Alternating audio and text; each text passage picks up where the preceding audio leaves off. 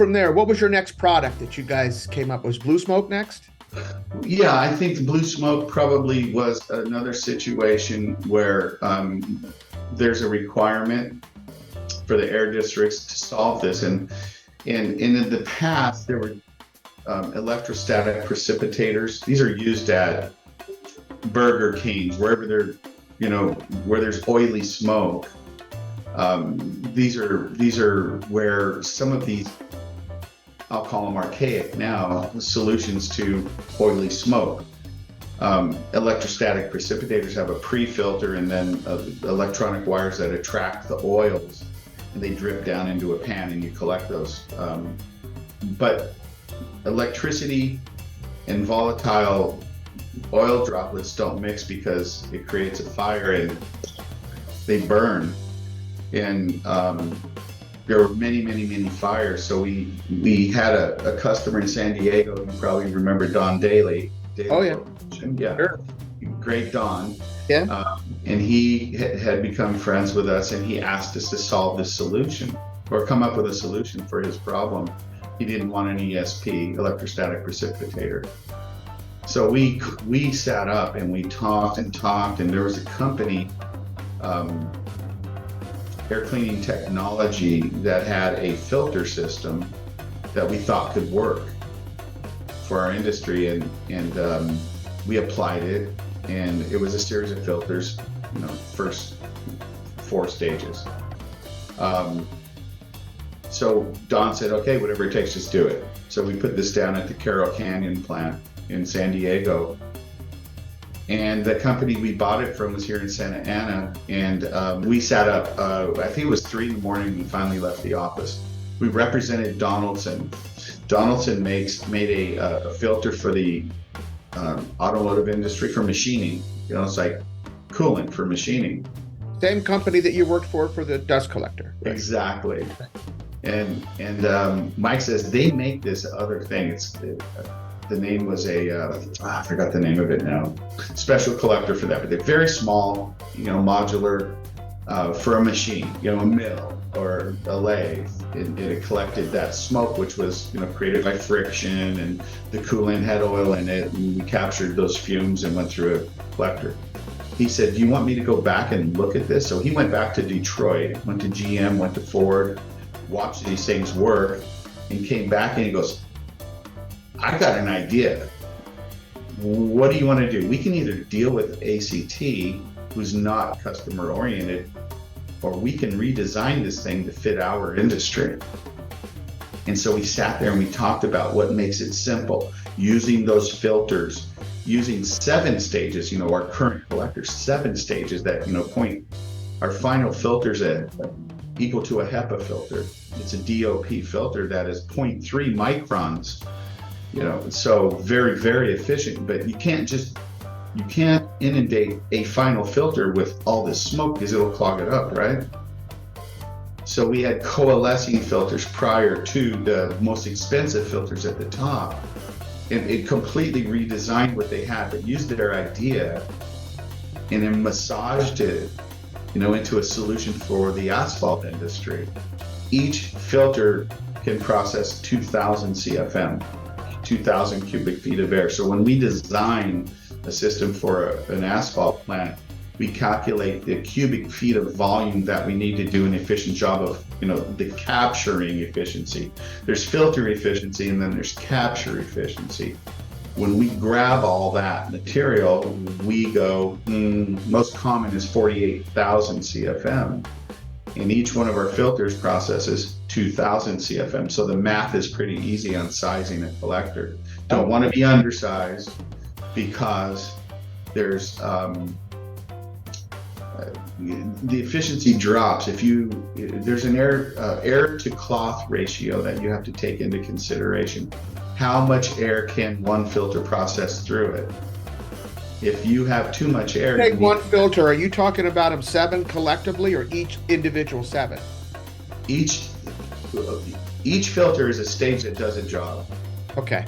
Our first stage is a coalescing filter. It's really an impactor filter where it's a chevron style filter where the air has to be forced through a V The air comes up, hits this V, and then has to pass around it. So we're making droplets. We're taking droplets out all the time. And just to back up, blue smoke isn't like a dry smoke. It's an oil. It's tiny, tiny droplets of oil that need to be coalesced into a larger droplet so it can be filtered out. So, the beginnings of this is to understand that kind of like a cloud. You see a cloud in the sky, it's full of water, right? It's just a mist and it's sitting there. And it just carries that water until an inversion creates the pressure where those droplets coalesce into a bigger droplet and then get heavy enough to drop out. Okay. So what God gave us, as far as clouds and rain and all that, we kind of create that in our collector. We're impinging those tiny droplets into larger droplets that are then filterable. This product, Blue Smoke Control, did it come into, first of all, I want to ask you where it's placed at the plant. And second of all, I want to ask, did you get into business because it was mandated? It was a good idea, people are being good stewards of the environment, or was it mandated? How did it come to be? And then where is it placed in the plant? So the mandates by the air districts, whether in this first case was the San Diego Air Quality District for Don Daly, he had to have something because there was encroachment of housing and businesses to his plant that was in a canyon away from everybody at one point. Then everybody started moving in and they can smell the distinct odor of asphalt, and so the district says, every time someone calls, we have to go out and find that source. You're the source. You need to do something about it. Nobody wants to buy a blue smoke collector, but sometimes you have to. And that's to appease a permit requirement. That's to appease the public, your workers. At the end of the day, it makes the asphalt plant environment cleaner, better. It is the right thing to do, but if you don't have to do it, you won't have to. You won't do it. Sometimes customers are forced into doing something, and it's going to become a fabric of every plant permit eventually, and it's happening all over the country. What's the statute now? What's the It's different everywhere. How about California? California, any new plant has to have blue smoke controls in it. Okay. Any new plant. The old ones are grandfathered? Some are, but that's going away. It's the air district's job to make those grandfathered situations go away. So if you have a plant and, we now have requirements for burners in asphalt plants, for CO, NOx, etc. If you can't adhere to that, now you have to put a new burner in. Well, when you put a new burner in, you apply for a new permit. Now that permit is going to be governed by the new source review that says you have to also put in a blue smoke collector. Okay. If you put in a new silo, you have to adhere to the new source reviews. So you have to put in a blue smoke collector. Are you the number one distributor in the United States? Oh yeah. Okay. We're in the, well, I'm going to tell you that I'm pretty proud that, we have well over 100 of these in plants in the US, Mexico, Australia, and in Europe now.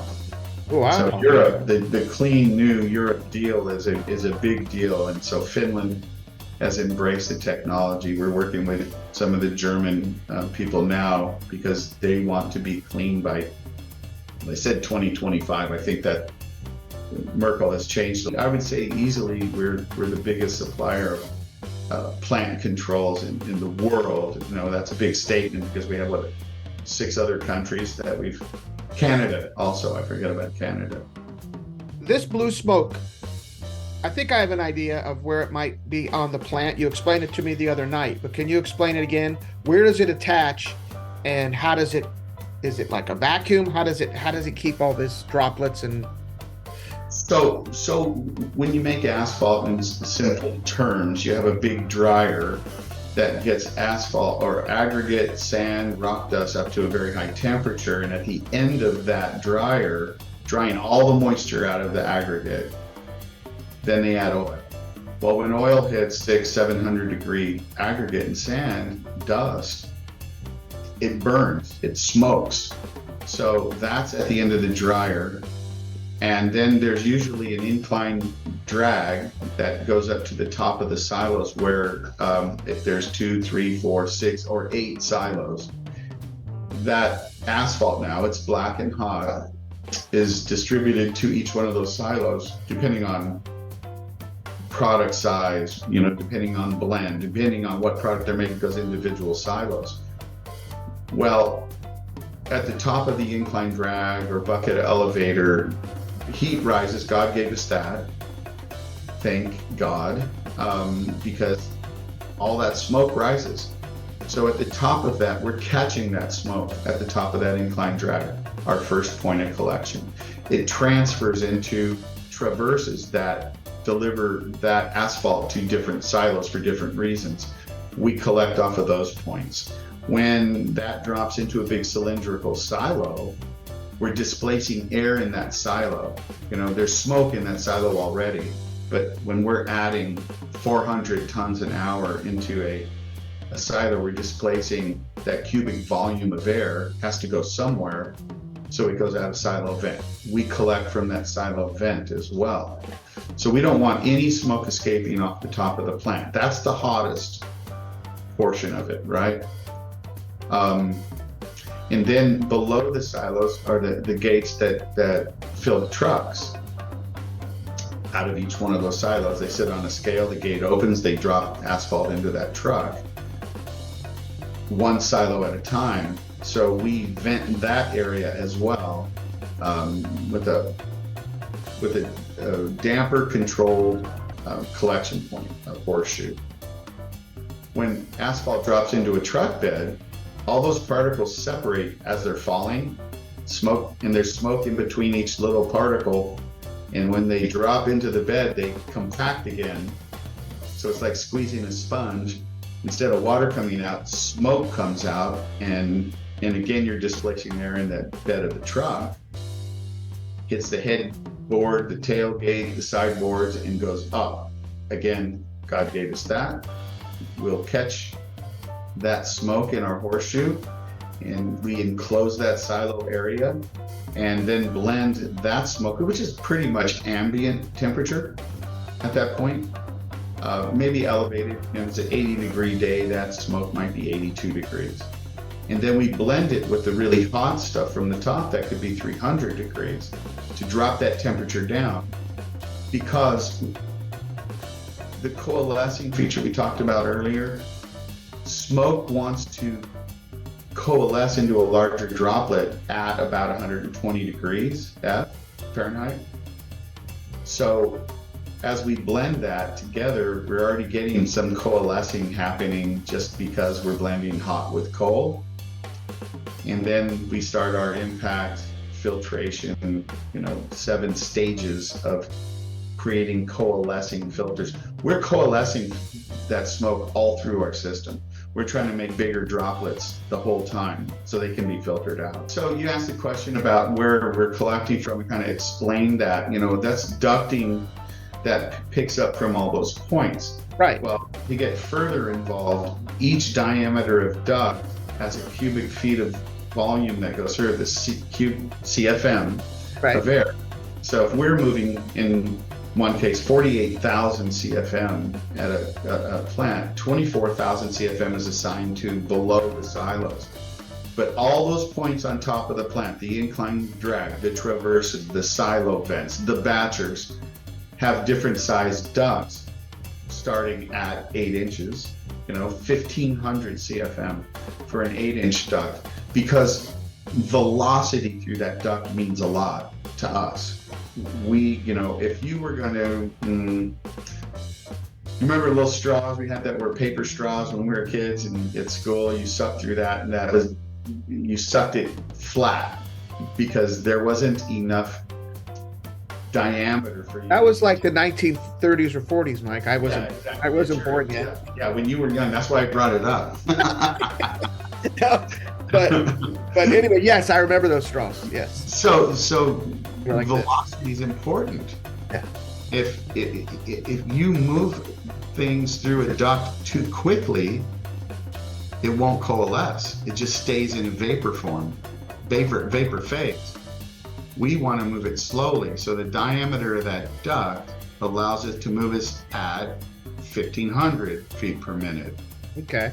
And how we blend the top of the silos, which, that ducting varies from 8 inches up to 24 inches, to keep that velocity down. Every time we add one more duct to it, we went from 1,500, add one more, 3,000, that duct increases in size to keep that feet per minute correct.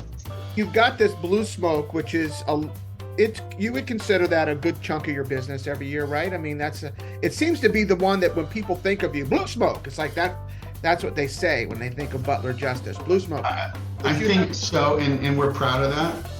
Really proud of our team. We're a small boutique company that, service is everything to us. And we have long-term employees that every single one of them contribute. They each, it's kind of like Liam Neeson. Everybody has a unique set of skills, and it comes together to make a pretty nice cake. And we all care about our customers. We know that I don't write paychecks. Our customers pay us. They're our boss. And when they're happy, we're happy. And everybody here, everybody is key to our company and its success. We need leadership, we need innovation. We're really, really good at what we do. When you asked about competitors, there are huge companies in our industry that have a blue smoke collector. We're replacing 2 of them right now because they don't work. And I could go in detail about all of them and why they don't, but we think I don't think we stumbled on a solution. We create a really good solution, and we massage that solution all the time to make sure we're doing the right thing.